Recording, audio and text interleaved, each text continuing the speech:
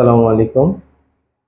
Refrigeration and air conditioning ট্রেডের tools and equipments পরিচিতি পর্বে আজকে আমরা flaring and swaging tools kit নিয়ে আলোচনা করব।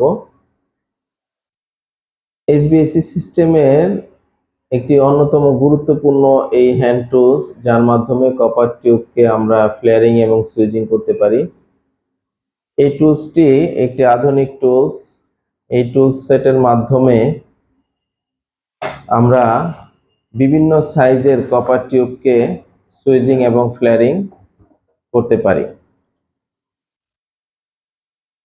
রেফ্রিজারেশন এন্ড এয়ার কন্ডিশনিং ট্রেডের যে বেসিক একটি কাজ, কপার টিউবকে ফ্লেয়ারিং করা এবং সুইজিং করা, এই কাজটি যদি পারফেক্টলি না হয় তাহলে পুরো সিস্টেমের কাজটাই বিফল হয়ে যায়। এর জন্য ভালো মানের টুলস দিয়ে কাজ করা উচিত, তাহলে কাজটি পারফেক্ট হয়।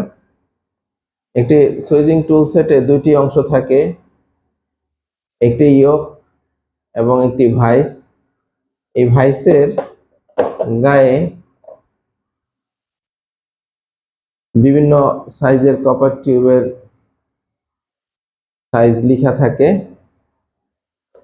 আমরা সেই অনুযায়ী কপার টিউবকে এই ভাইসে সেট করে আমরা ফ্লেয়ারিং এবং সুইজিং করতে পারি। এখানে এই ফ্লেয়ারিং এবং সুইজিং করার জন্য বিভিন্ন সাইজের কিট দেয়া আছে, যার মাধ্যমে আমরা কপার টিউবকে সুন্দরভাবে ফ্লেয়ারিং এবং সুইজিং করে থাকি। পরবর্তীতে আমরা এই সুইজিং টুলসের মাধ্যমে ফ্লেয়ারিং এবং সুইজিং করব এবং ভালো যন্ত্রপাতি ইউজ করব।